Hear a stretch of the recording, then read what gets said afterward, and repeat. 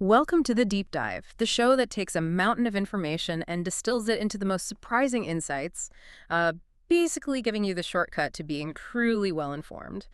Today, we're plunging into the digital maelstrom that is short-form video. Think about it. Short-form isn't just some trend anymore. It's fundamentally reshaped how we consume content. Oh, absolutely. It's everywhere. Right. From quick entertainment bursts to crucial, rapid-fire information delivery, it's become this pervasive, dominant force in our daily lives. You're probably contributing to a good chunk of its daily views, accidentally falling down a shorts rabbit hole before you even realize you've been watching cat videos for an hour. Happens to the best of us. It really does. So our mission for you today is to quickly and thoroughly unpack the ever-shifting landscape of YouTube Shorts, TikTok, and Instagram Reels. We're extracting the absolute key insights from, a stack of the latest research and insider information we've gathered. This is the Shorts Shakeup, and we're here to give you the cheat codes. It's incredible to witness this shift, isn't it? What's particularly fascinating is how even established platforms like YouTube are increasingly leaning into short-form content with such intensity. Yeah. Just look at the numbers for YouTube Shorts. They're now averaging over 200 billion daily views. 200 billion, wow. Yeah, that's not just a number. It's an explosive surge. I mean, even a few months ago it was around 70 billion. This format continues to be incredibly powerful in captivating audiences and driving engagement, proving it's not just for Gen Z. It's a fundamental shift in how everyone consumes content. That explosive growth isn't just a trend, then. It's like a redefinition. It makes you wonder how we got here, especially with the big three now battling it out for our precious attention. And what's truly mind-bending is that if you look back at YouTube's very beginnings, its roots are surprisingly short form. It's a great point. The very first YouTube videos were incredibly brief, almost like proto-shorts. We're talking Me at the Zoo. Uploaded in April 2005, only 19 seconds long. 19 seconds, yeah. Then there was My Snowboarding Skills at a mere 10 seconds, and Tribute, clocking in at a brisk 5 seconds, all uploaded around the same time in April 2005. This isn't just historical trivia. It shows there was like a natural precedent for short, digestible content on the platform from day one. It's a fascinating full circle, wouldn't you say? While YouTube initially pivoted hard into long-form content, prioritizing watch time for extended viewing, the current landscape brings it right back to its short-form origins in many ways. Today's entire digital ecosystem is in a constant shakeup, a never-ending algorithmic dance, with each platform adapting, often blurring the lines between formats in surprising ways. Yeah, like what Facebook's doing. Exactly. You see this vividly with Meta's announcement that Facebook will soon turn all videos, except live streams, into Reels, regardless of their original length or orientation. This is a significant strategic move to streamline video sharing across their ecosystem. Though it could present challenges for users who might be accustomed to horizontal videos or who prefer short and long content to remain separate. Right. It might feel a bit messy at first. Could be. Oh. Instagram has actually been doing this for videos under 15 minutes since 2022, so it's a familiar play for Meta, really. It's clear the digital ground is shifting under our feet. And what you're going to learn from this deep dive will give you the definitive shortcut to truly being well-informed on this dynamic space. We're going to cover everything from the psychological science of those crucial first few seconds. The hook? Exactly. How to keep viewers glued to your content through retention curves and watch loops, the distinct nuances and personality of each platform. What actually puts money in creators' pockets with a real monetization reality check. The essential editing toolkit that modern creators use. How to cross-post without accidentally getting penalized. What analytics actually matter for growth. And finally, how to synthesize all this into a concrete 30-day growth strategy. Okay, let's talk about the absolute make-or-break moment. Here's where it gets really interesting.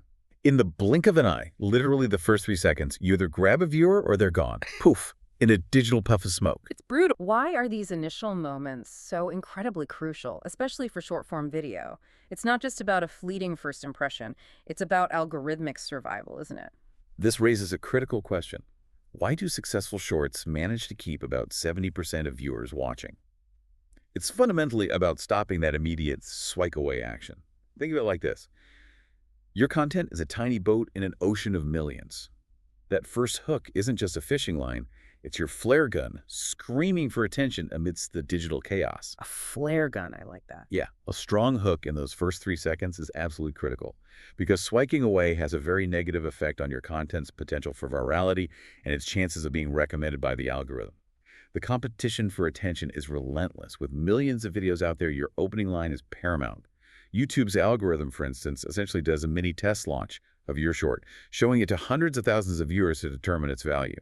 And the viewed versus swiped away metric in analytics is a key indicator the platform uses to decide whether to push your content further or, well, let it fade. So it's not just about getting a view, it's about getting an engaged view. That's a crucial distinction.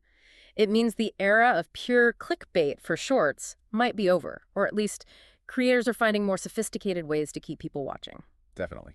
Let's talk about some of these proven hook frameworks that our sources highlight, the psychological cheat codes to stopping the scroll. One powerful category is curiosity, or question-based hooks. Exactly. Phrases like, "Did you know that?"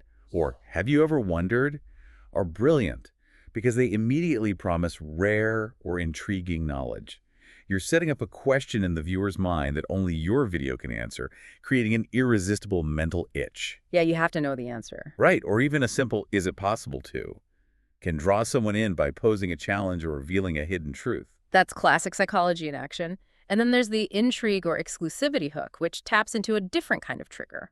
This approach often leverages a sense of conspiracy, or an us versus them dynamic, making the viewer feel like they're getting privileged, insider information.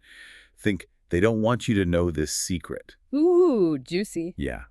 A prime example mentioned in our sources is Techranium, which got an astonishing 14 million views by claiming Apple doesn't want people to know about an iPhone password hack.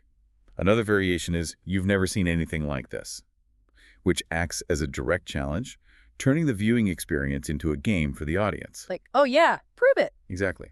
Mir Husbas used this effectively, getting over 3 million views by claiming viewers had never seen a pair of headphones like the HOG Pods. Millions stuck around to see if he was right. That's a clever way to leverage human psychology. It's about immediately creating a compelling reason to keep watching, a challenge that can only be resolved by sticking around. Another highly effective category is relevance or problem-solving hooks. If you're a creator, viewers often ask you similar questions, right? Absolutely.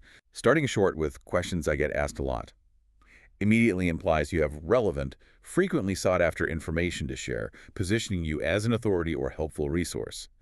Juani, for instance, gained 5 million views answering male nurse questions with this hook. 5 million, wow. Or the relatable "I asked Google." Yeah. This sparks curiosity about what was searched for and what the results revealed, making the content relatable.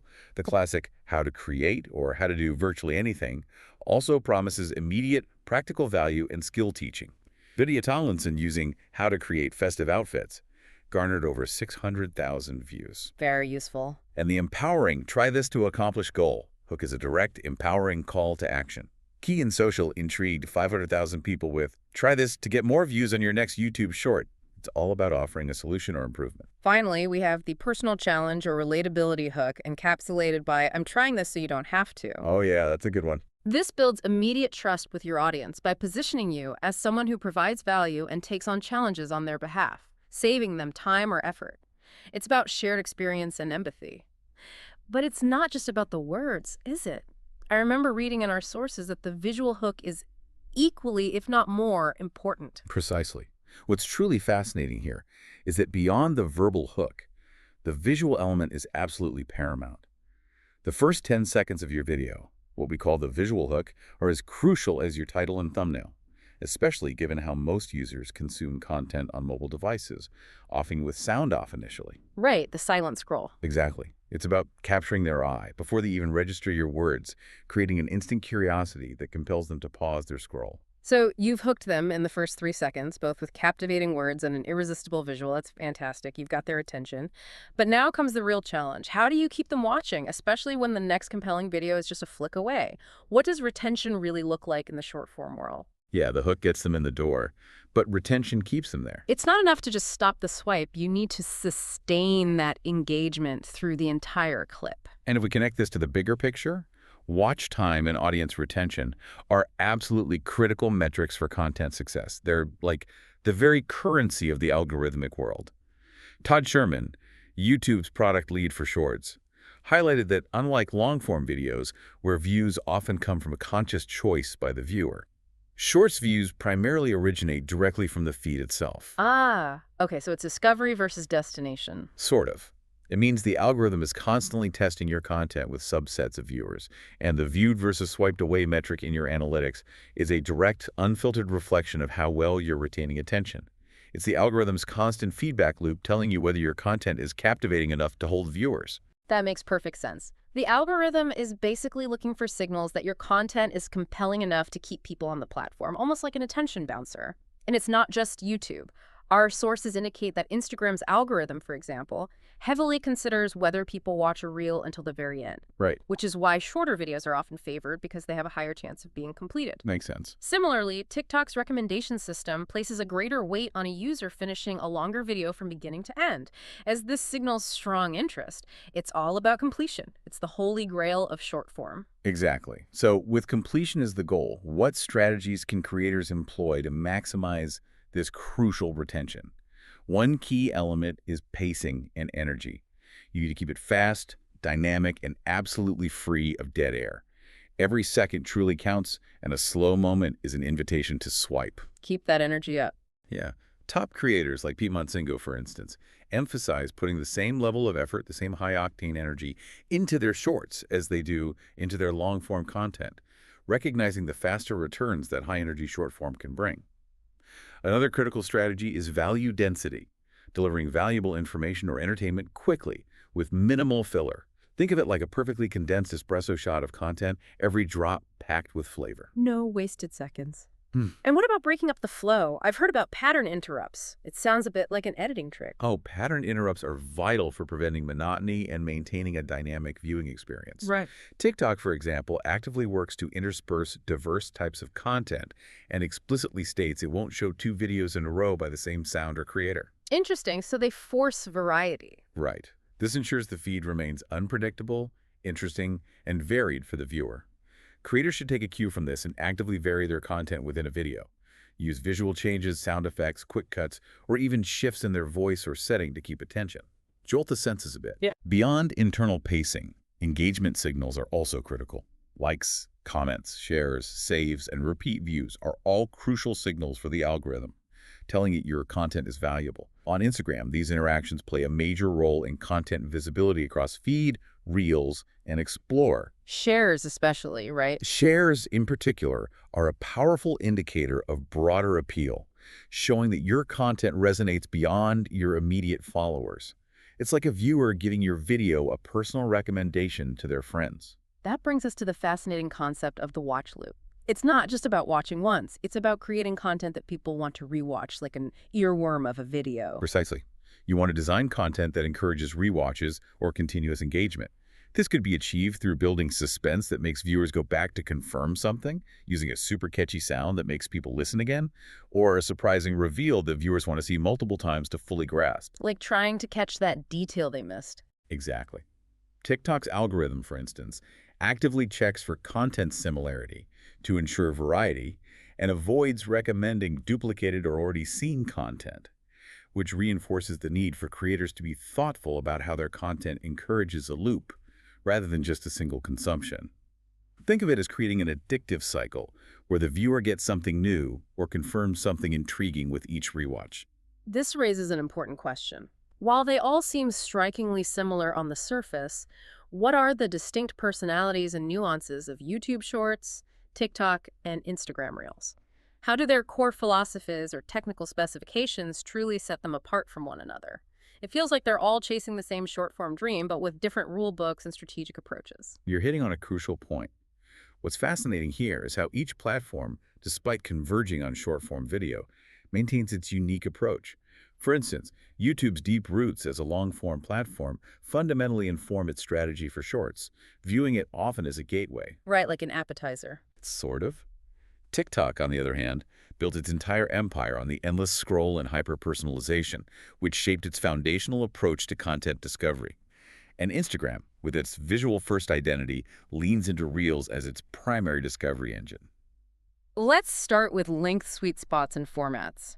YouTube Shorts, for instance, recently made a significant change to their maximum length. They certainly did. As of October 15, 2024, creators can upload shorts up to 3 minutes in length. 3 minutes, that's quite long for a short. It is. It's a substantial jump from the previous 60-second limit and gives creators much more creative flexibility. While vertical video is still the standard, you can actually upload any vertical video from your computer or smartphone. Critically, YouTube still primarily views Shorts as a gateway into YouTube, a strategic way to drive traffic and build an audience that can then be funneled to longer-form content like full videos, live streams, or podcasts. It's a powerful discovery tool. So Shorts are an entry point, not necessarily the final destination on YouTube. What about TikTok? They started the short-form craze, but are they also experimenting with longer content or staying true to their snappy origins? They are absolutely pushing for longer formats, which is a major evolution for them. While historically TikTok was synonymous with ultra-short content, they're now experimenting with 60-minute video uploads for some users. An hour on TikTok. Yeah, potentially. And they already allow uploads up to 10 minutes in length, though you can't record these directly in the app. Some creators previously had access to 30-minute clips, and even subscription content can be up to 20 minutes long. Okay, so they're really broadening out. Definitely. Interestingly, TikTok has also been giving a boost to horizontal video clips, which is a clear signal of their move towards more YouTube-like content and expanding their appeal. Their emphasis remains on the highly addictive For You feed, which is algorithmically curated to individual interests, actively avoiding showing 2 videos in a row from the same sound or creator, and notably prioritizing video completion. That's a huge shift from their original identity, really blurring the lines between platforms. And Instagram Reels, are they following suit in the length game? Instagram Reels are definitely extending their reach. The maximum Reels length increased from 90 seconds to 3 minutes in 2025 in response to creator the feedback, and Instagram has even tested 10-minute Reels. 10 minutes. Wow. But a really interesting development is Meta's convergence strategy across their family of apps. Facebook announced that all videos except live streams will soon be shared as Reels, regardless of their length or orientation. They're even renaming the video tab to Reels. Consolidating everything. Right. This aims to streamline video sharing and push Reels as the default video format, but it could potentially upset users due to issues like horizontal videos displaying poorly or the mixing of short and long content in the same feed. For Instagram specifically, Reels are considered their gateway to fresh eyes, their flagship for discovery, leveraging their powerful recommendation engine to appear on Explore pages, tag feeds, and even in the stories of non-followers. So, while each platform is growing its video length, their underlying algorithmic philosophies are where the real distinctions lie. How does YouTube's algorithm approach Shorts beyond just those initial view counts? YouTube's algorithm rates videos based on performance analytics, then matches them to users based on their viewing habits. A key point here, as we touched on earlier, is engaged views, which are crucial for YouTube Partner Program, YPP, eligibility and revenue payouts. Remind us what YPP stands for again. Oh, sorry. The YouTube Partner Program. It's basically YouTube's monetization system for creators. So while raw view counts for Shorts might increase, maybe even seeing a 30% jump with recent updates, only engaged views truly matter for monetization. An engaged view implies the person is deliberately watching it, not just passively scrolling past. Quality over quantity of views, then. Exactly. It's also notable that YouTube's Shorts algorithm tends to steer viewers of political content towards more typical forms of entertainment, shifting the tone from neutral or angry to joyous or neutral, which is an interesting algorithmic steering choice. Nudging the vibe. Yeah. And in a significant move, YouTube is discontinuing its trending page in July 2025, moving fully to algorithm-driven personalization with genre-specific charts and AI-powered recommendations. It's all about individual experience. That's a clear move away from a one-size-fits-all popular content feed, pushing towards a more tailored experience. What about TikTok's hyper-personalized For You page? How does that addictive scroll truly operate behind the scenes? TikTok's For You page is powered by a recommendation system that is uniquely curated to each individual's interests. There's no single For You feed for everyone. Yours is truly just for you. Factors like video completion, interactions, likes, comments, shares, and even subtle signals like whether the viewer and creator are in the same country are all weighted. Even location. Interesting. What's particularly interesting and a huge leg up for new creators is that follower count, or whether an account has had previous high-performing videos are not direct factors in recommendations. Oh, really? Yeah, which is what allows new creators to go viral so quickly and kind of democratizes the platform. Yeah. TikTok also actively tries to interrupt repetitive patterns in your feed to avoid filter bubbles and keep the content varied and fresh, ensuring you don't just see the same thing over and over. Smart. Keeps you hooked.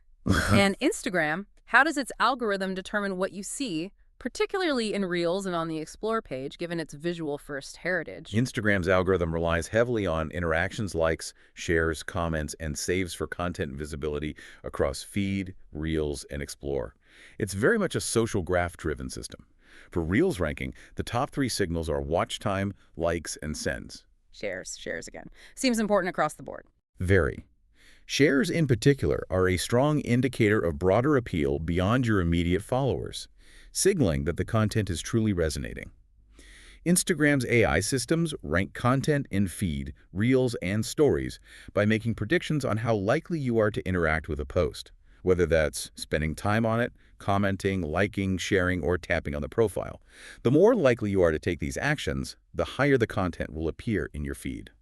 Beyond the algorithmic philosophies, platforms also give users different key controls and user experiences. As users, how much control do we actually have over what we see on these platforms? Or are we just passive recipients of the algorithm's whims? You might have more control than you think. On YouTube, users can influence recommendations through not interested options on specific shorts or channels. They've also introduced new height features, allowing viewers to allocate height points to boost the visibility of emerging creators, which is a direct way for the community to impact discovery. The audience can actually boost creators. Yeah, directly. The shift to fully algorithm-driven personalization also means more tailored feeds by default. TikTok offers not interested and refresh your feed features to control recommendations, and recently added manage topics, allowing users to customize how often content from over 10 popular topics like creative arts, travel, and sports is recommended. It's a fine-tuning mechanism for your For You page. Giving you levers to pull. And what about Meta's platforms, Facebook and Instagram? I know they've been introducing new controls. Meta has indeed introduced new more see or less see options for posts, recommended content, and ads, which directly influence ranking in your feed. They're also testing a revised feed menu for more granular control over content from your connections. Notably, in the EU, due to the Digital Services Act, users have the option to view stories and reels chronologically from followed accounts. Chronological, like the old days. Exactly. And search results can be based only on keywords, rather than being personalized. This offers a significant departure from the standard algorithmic feed. Instagram is also testing a recommendations reset feature for users who want a fresh start with their content suggestions, essentially wiping the algorithmic slate clean. A clean slate, huh? That's interesting. That's a lot of user control. And it's a fascinating trend towards transparency and customization. But there's also a significant shift happening in content moderation, especially with Meta. What are they changing, and what does it mean for creators and the content ecosystem? This is a substantial change. Meta is ending its third-party fact-checking program in the U.S., moving instead to a community notes system, similar to what Twitter uses. The core idea is that users themselves will decide if content needs context, aiming for less perceived bias from a central authority. So, crowdsourced fact-checking, essentially. Meta has stated this is a move to allow more speech and fewer mistakes, acknowledging past instances of over-censorship. For creators, this means potentially less platform-level censorship on politically sensitive topics, opening up new avenues for discussion. However, the flip side is that it shifts the burden of truth-telling onto the community, meaning creators will need to be even more mindful of how their content might be perceived and potentially contextualized by other users. Could get messy. It could. It's a Wild West scenario in some ways, and creators need to be prepared for more direct public scrutiny. Meta is reducing over-enforcement of rules and will now rely on user reports for less severe violations, while focusing automated systems primarily on high-severity issues like terrorism and child exploitation. They're also getting rid of restrictions on topics like immigration and gender identity, recognizing these are subjects of political debate that should be allowed on their platforms if they are permitted elsewhere. Okay, so that's the shifting landscape.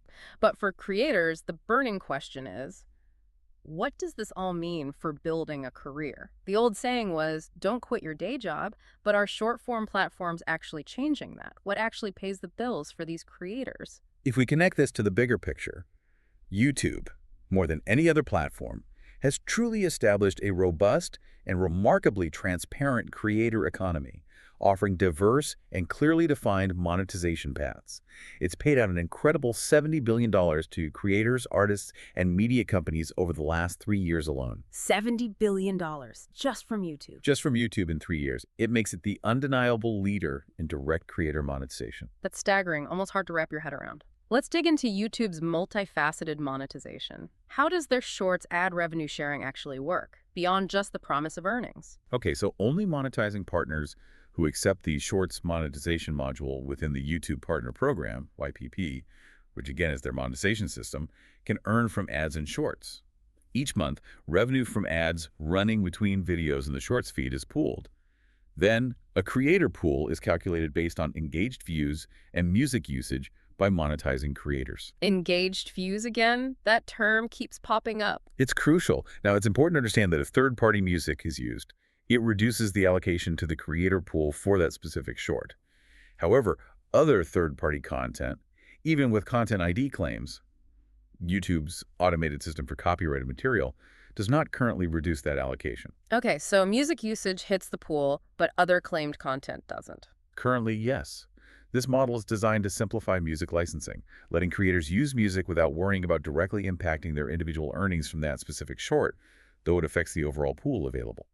To be eligible for YPP through Shorts, creators need 1,000 subscribers and 10 million valid public Shorts views in 90 days. 10 million views in 90 days. That's a high bar. It is, but it shows the scale they're operating at. So it's about engaged views, not just raw views, which really pushes creators to make compelling content.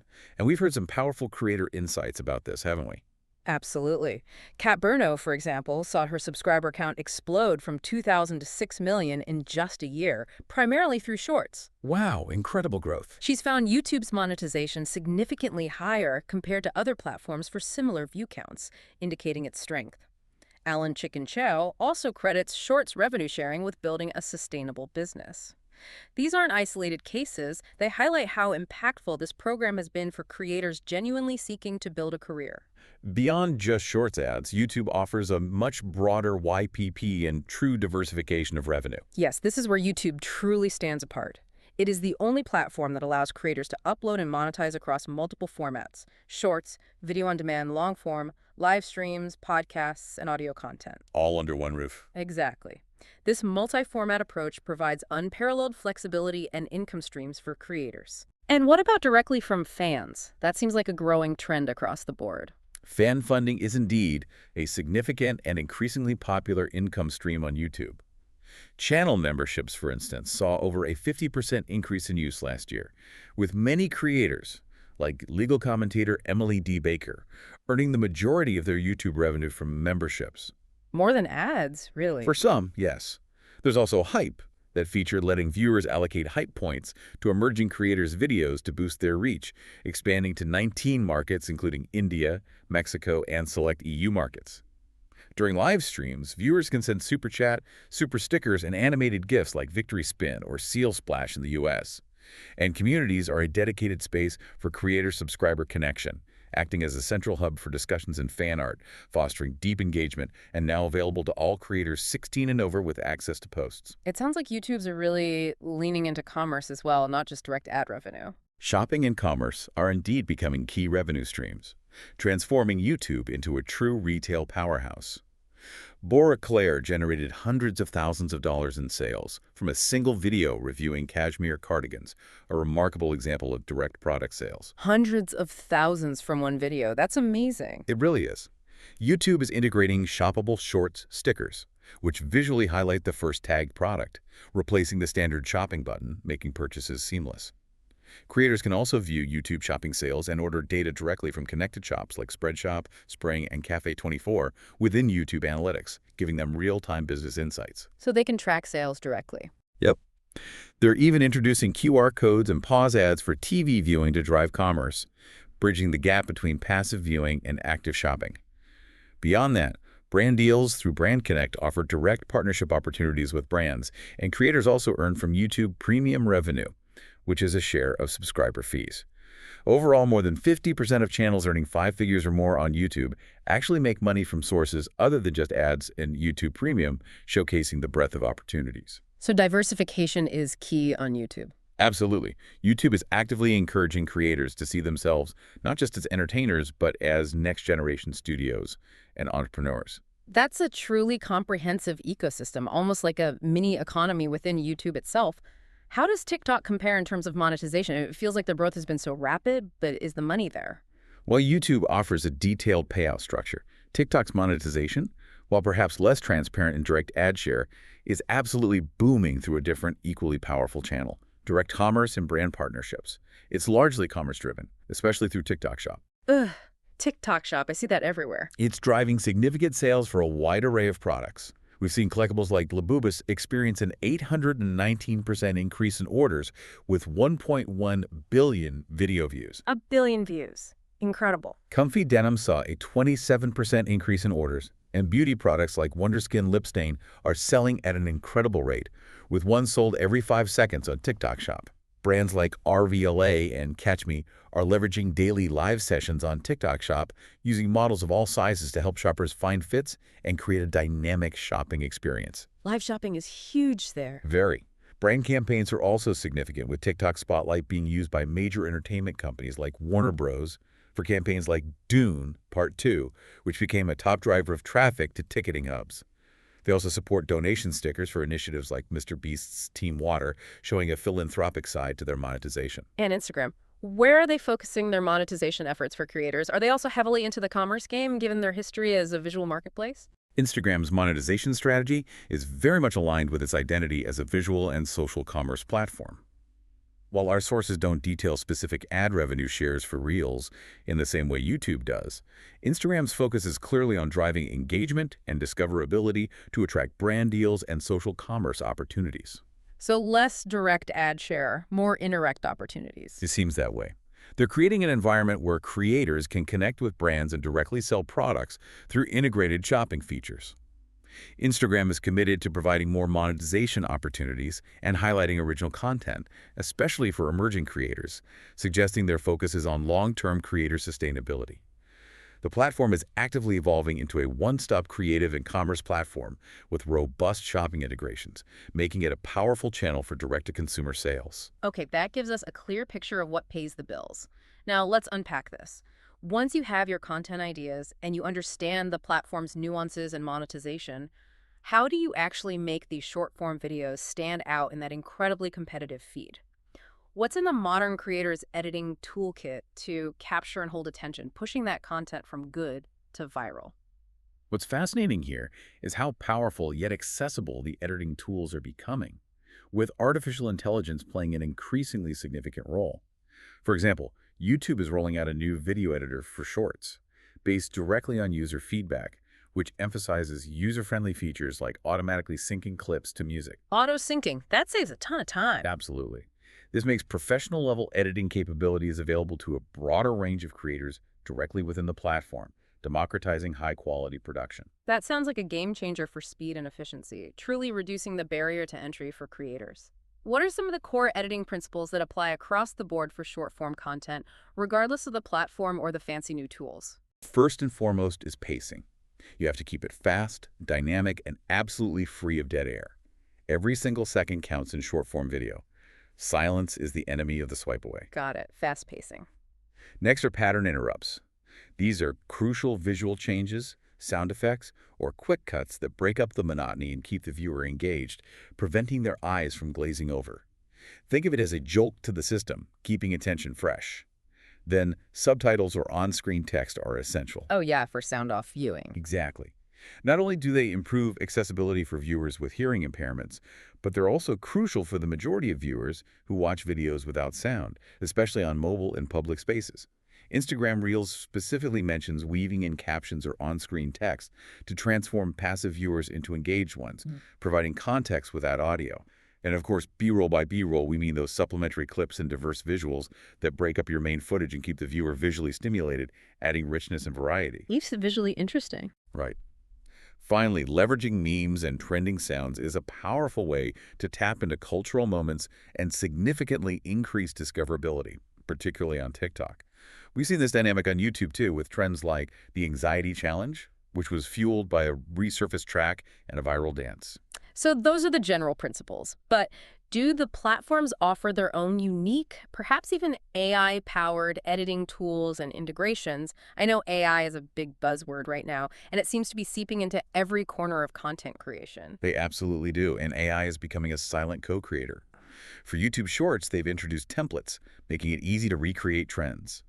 You can tap Remix on a short and select Use this template to match your clips to sounds and add your unique flair, simplifying complex editing tasks. So you can just jump on a trend easily. Pretty much. Yeah. Soon, creators will even be able to remix clips from any YouTube video or music video directly from the Shorts camera, pulling from multiple clips, which is a massive creative unlock. And this is where AI gets really interesting. YouTube is integrating Google DeepMind's VO3, their cutting-edge video generation model, into DreamScreen. VO.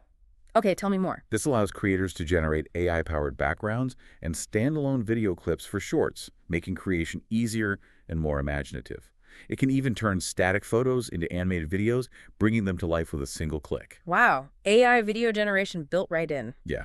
YouTube will also add AI sticker generation features to Shorts and has launched an inspiration tab globally in YouTube Studio on desktop, which uses AI tools to help creators brainstorm video ideas, almost like having a creative assistant. That's quite the suite of AI-powered tools really pushing the boundaries of what a single creator can produce. What about Instagram and TikTok? Are they also investing heavily in their in-app editing capabilities? Instagram Reels has made a significant move by launching its own standalone video editing app called Edits. Edits. Separate app? Yes, a standalone app. It's designed to rival popular third-party tools like CapCut and offers a full suite of creative tools for high-quality mobile video production, signaling Meta's commitment to on-platform creation. As for TikTok, while our sources don't explicitly detail every internal editing tool, the platform's entire ecosystem thrives on trends and sounds, which inherently implies robust and intuitive in-app editing capabilities that allow creators to quickly hop on trends. Dr. Victor Ademola on TikTok emphasizes the importance of consistent, high-quality content, suggesting that effective, accessible tools are simply inherent to its creation flow. Okay, let's unpack this. You've put all this effort into creating amazing short-form content. Naturally, you want to share it everywhere to maximize your reach. But there's this persistent fear of shadow bans or reduced reach if you just blindly cross-post. What are the rules of engagement here to ensure your content performs well across YouTube Shorts, TikTok, and Instagram Reels without getting sent to algorithmic Siberia? This raises a crucially important question. How do you avoid the pitfalls when sharing across platforms? It's not just about what you post, but how you adapt it. First, let's tackle the digital boogeyman, shadow bans. While platforms rarely use that term themselves, what creators often experience is a significant reduction in their content's reach, making it feel like it's been hidden or penalized by the algorithm. So it feels like a ban, even if it's not official. Exactly. It's not always a literal ban, but a severe algorithmic limitation. For instance, Instagram is explicitly experimenting with notifications to help creators understand when their Reels reach may be limited due to a watermark from another platform. This is a clear signal that platforms prefer content that feels native to their environment. Okay, so avoid the TikTok watermark on your reel. Got it. It's definitely not a one-size-fits-all approach. Let's talk about understanding platform-specific best practices. What are the key things to adapt when cross-posting? Absolutely. The general rule, as hinted at by those watermark warnings, is that platforms generally prefer native content. This means using their in-app tools and features as much as possible for the best results. A huge red flag is watermarks, that little logo in the corner. Instagram explicitly warns that watermarks, for example, from TikTok, can limit the reach of your Reels. This is a strong indication to remove them before cross-posting. Okay, remove watermarks. What else? Then there's music licensing, which differs significantly across platforms. A trending sound on TikTok might not be available for commercial use on YouTube or Instagram due to copyright, or vice versa. YouTube's Shorts revenue sharing model, by pooling revenue, aims to simplify music licensing, allowing creators to use music without directly impacting their individual earnings from that specific short, although it does reduce the overall creator pool available. Always double-check music rights. That's a crucial point. The music rights can be a real minefield. What about metadata titles, descriptions, hashtags? Do they need to be tailored for each platform, or can you just copy and paste? No, absolutely not a copy-paste job if you want to optimize. For YouTube Shorts, titles have a maximum of 100 characters. While YouTube's product lead advises using hashtags and says they can be associated with real-world events or topics, he hasn't offered concrete advice on their precise value beyond experimentation. So maybe less critical on Shorts. Potentially, or at least less understood, suggesting their role might be less critical than on other platforms. For Instagram Reels, hashtags are crucial for discoverability and appearing on the Explore page. They are the signposts for new audiences. You can strategically place them in the first comment to keep the caption clean, and adding keywords to your captions also aids Instagram SEO, making your content searchable. Hashtags in the comments, okay. And TikTok. On TikTok, hashtags play a significant role in the algorithm's recommendations and content categorization. They are core to the For You page. Interestingly, the number of videos associated with a hashtag alone doesn't provide sufficient context. Views per video are often more important for understanding impact. It's about engagement within the hashtag. So simply having a hashtag isn't enough. It's about the engagement within that hashtag. And calls to action, CTAs. I imagine a link in bio works better on some platforms than others. You're right. CTA should always be tailored to the platform's user behavior and features. For instance, a link in bio CTA works well for Instagram, while prompting comments or directing viewers to a community tab is more natural and effective for YouTube. Instagram specifically advises explicit CTAs in captions, like leave a comment. Finally, consider length adaptations. While all platforms are expanding their maximum video lengths, it's important to consider the original optimal length for each platform before cross-posting. A 3-minute YouTube short might not perform as well if directly posted to a platform where viewers still expect faster content without some re-editing or repacing. A quick cut here, a faster dissolve there can make all the difference. Tailor the length, too. Makes sense. All these strategies help maximize reach, but how do you directly avoid algorithmic penalties or the dreaded shadow bans? Beyond the watermarks, are there other common pitfalls creators fall into? For YouTube, a key piece of advice from their product lead is not to delete and re-upload shorts to re-trigger the algorithm. Oh, don't do that. No. It carries a significant risk of being seen as spam, which is a quick way to get penalized. They also emphasize quality over quantity for shorts volume. Producing many low-quality clips with meager engagement is far less effective than making fewer, but better produced videos that truly resonate. It's not about volume for volume's sake. Quality wins. Right. Perhaps the most significant concern for creators, especially regarding monetization, is YouTube's policy on inauthentic or reused content. YouTube's monetization policies explicitly disallow mass-produced or repetitive content, or content that is only slightly different from video to video. Yeah. Critically, reusing content without adding significant original commentary, substantive modifications, or educational or entertainment value can lead to the demonetization of your entire channel. Your whole channel. Wow, that's serious. It is. This applies even if you have permission from the original creator and is separate from copyright claims. It highlights YouTube's commitment to rewarding truly original and valuable content, not just repackaging. So you're creating, you're posting, you're even cross-posting smartly, navigating all these algorithmic nuances. But how do you know what's actually working? What are the key metrics that truly matter in the short-form world? And most importantly, how do you translate those numbers into better content and a stronger strategy? Because data without action is just data. That's the million-dollar question. What's fascinating here is that while raw view counts are visible and often exciting, the real actionable insights come from deeper analytics. YouTube, for instance, has emphasized that only engaged views count towards critical metrics like YouTube Partner Program eligibility and revenue payouts. This means you need to look beyond the surface number of clicks and understand the quality of that attention. That's a huge distinction. So what are these key metrics that truly matter when you're digging into your analytics dashboard? First up, for YouTube Shorts, there's a new feature called Viewed versus Swiped Away in YouTube Studio Analytics. Yes, we mentioned that earlier. It helps creators directly understand if viewers are sticking around or if they're leaving almost immediately. It's a clear, immediate indicator of your hook's effectiveness and how well you're retaining attention throughout the video. If this number is low, your hook isn't strong enough. Then, of course, watch time and average view duration remain crucial. While they're traditionally associated with long form, they're still very important for Shorts engaged views. On Instagram, watch time is also a priority for Reels. Still matters, even for short content. Very much so. In YouTube Analytics since April 2024, you could even filter these performance metrics by new versus returning viewers, which helps you see how different audience segments are responding to your content. Are you attracting new people, or are your loyal fans sticking around? That level of granularity is incredibly helpful, almost like getting an MRI of your content. What other metrics tell the story of genuine engagement? Audience retention curves are visual gold mines. These graphs show you exactly where viewers are dropping off in your videos, which is essential for identifying weak points in your content. Like finding the boring bits. Exactly. If you see a sudden dip at the 10-second mark, you know your mid-video pattern interrupt isn't working, or the pacing dipped. Beyond these, likes, comments, shares, saves, and repeats are all powerful interaction signals. These are primary indicators for Instagram's algorithm, with higher interaction meaning higher ranking.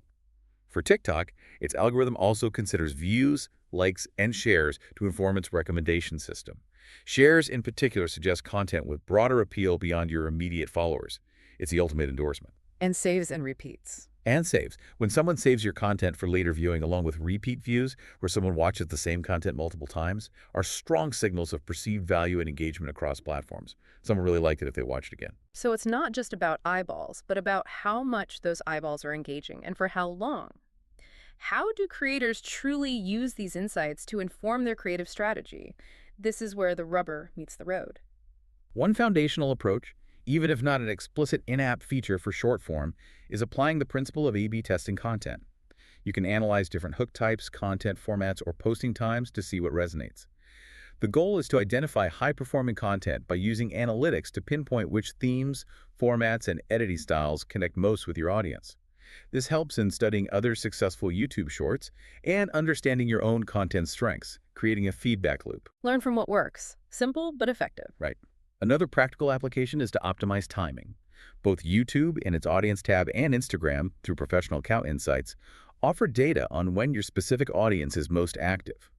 Aligning your publishing schedule to these peak times can significantly impact your short's performance because you're serving content when your audience is most ready to consume it. Post when people are actually online. Makes sense. Yeah, for Instagram Reels, where manual scheduling is common, this timing is particularly crucial. Does the thumbnail still matter for shorts?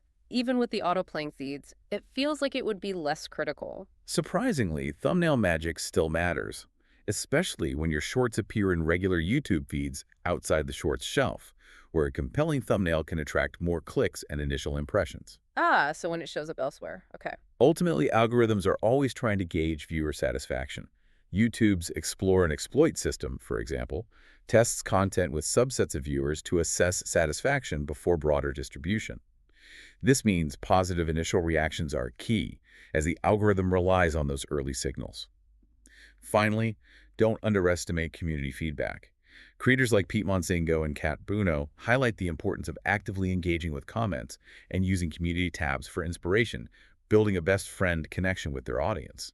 This explicit feedback loop is invaluable for understanding what your audience truly wants. So you have the insights. You understand the algorithms, the metrics, and the editing tools. How do you turn all this knowledge into a concrete plan for growth day in and day out? What's a structured approach you can take to make the algorithm work for you, rather than just endlessly chasing fleeting trends? This raises an important question for any creator. How do you build a sustainable presence in such a dynamic space?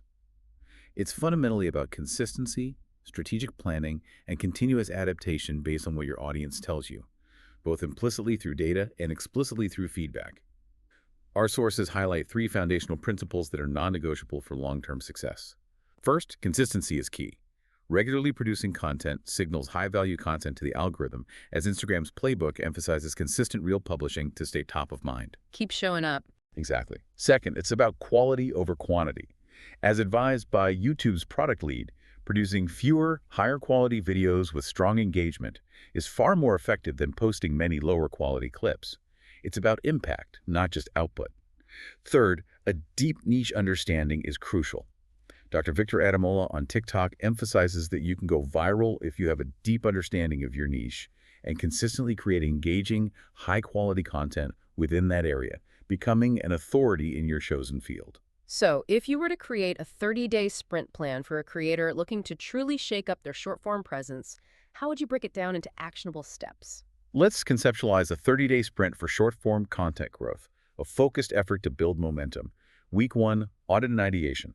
You'd start by reviewing your past analytics with a fine-tooth comb.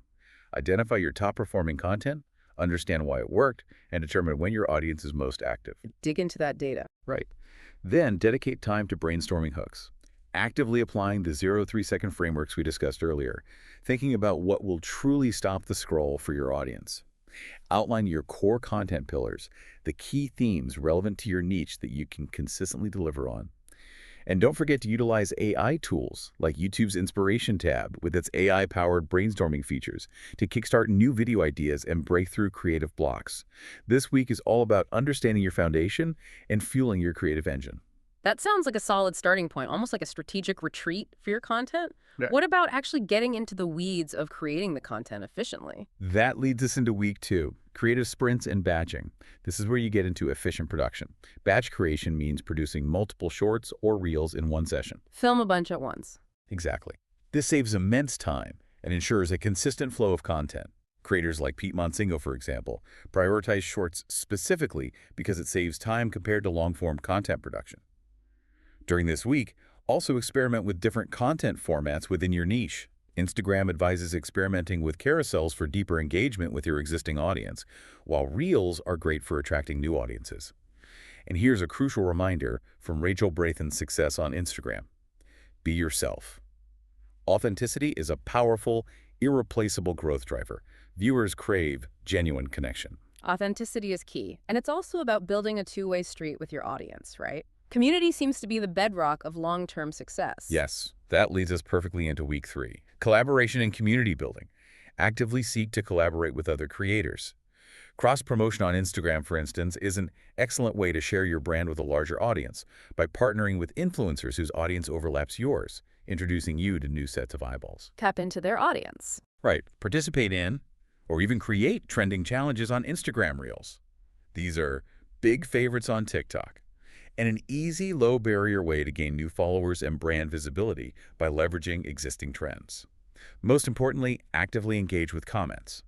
On YouTube, responding to comments and using the Community tab helps foster connection and loyalty. YouTube's new Communities feature is specifically designed as a dedicated space for this. Listen to your audience, as creators like Pete Monsingo and Kat Buno rely heavily on audience comments and sharing bits of her life for inspiration and to build that deep best friend connection. Your audience is a wellspring of ideas. And finally, after all that creation and connection, the crucial stage of optimization and refinement. Week 4, optimization and refinement. Use your analytics to refine your posting times, scheduling content during peak audience activity. Third-party scheduling tools can be a lifesaver for Instagram Reels, ensuring you hit those optimal windows. Get your timing right. Develop and curate lists of strategic hashtags for your content pillars, remembering to place them in the first comment for Instagram to keep captions clean and professional. Continuously review your engagement data, likes, shares, comments, and saves to truly understand what's resonating and adjust your strategy accordingly. Instagram specifically advises using analytics to see what's working and what isn't for a finely tuned marketing plan. This isn't a one and done. It's a continuous cycle of creation, analysis, and adaptation. Those are incredibly concrete steps, a real roadmap for growth in this dynamic space.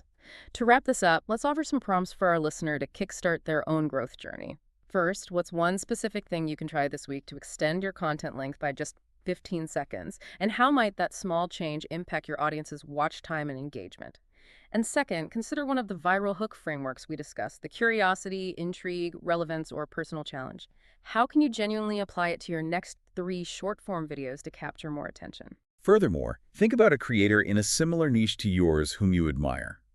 How can you genuinely collaborate or engage with their content this week, not just to promote yourself, but to introduce your work to a new, relevant audience through authentic interaction? And finally, look at your analytics with fresh eyes. What's the biggest drop-off point in your recent shorts or reels? That precise moment where viewers are abandoning your content? How can a simple edit, a stronger visual, or a pattern interrupt address that specific point to dramatically improve your retention for future videos? So what does all this mean? The world of short-form video is clearly not slowing down. If anything, it's accelerating and becoming more sophisticated, demanding creators to be more strategic and adaptable than ever. From the quick swipe to deep dives within the feed, it's a truly fascinating space, constantly pushing the boundaries of what's possible in digital content and how we interact with it. If we connect this to the bigger picture, the history of YouTube, for example, tells us that platforms constantly change their algorithms. from focusing on pure clicks to watch time, and now to engaged views. And this constant algorithmic evolution pushes creators to adapt and innovate at lightning speed. As YouTube CEO noted, creators are increasingly becoming the startups of Hollywood, building sophisticated operations, managing teams, and even developing their own studios. Startups of Hollywood? Yeah, That's a strong image. it is. This shift reflects a broader trend where creative expression is not just about entertainment, but about building sustainable businesses and fostering deeply engaged communities, influencing culture both online and off. The lines are blurring between content, commerce, and community in unprecedented ways. That's a powerful vision of the modern creator, truly an entrepreneurial spirit. As platforms lean more into AI-driven recommendations and user-controlled feeds, what unexpected filter bubbles or new opportunities might emerge for creators who prioritize authenticity and deep community connection over fleeting virality? How does genuine connection play out in an AI-driven world? And consider how your own scroll could be an active learning tool. What signals are you sending to these algorithms through your viewing habits? And how could consciously shifting those signals help you discover new insights and creators that truly align with your interests and learning goals, rather than just passively consuming what's pushed your way? We hope this deep dive into the Shorts shakeup has equipped you with valuable, actionable insights to navigate this exciting landscape. Whether you're a creator or just an avid consumer, go forth and apply these insights to your own content consumption or creation journey and make every swipe count.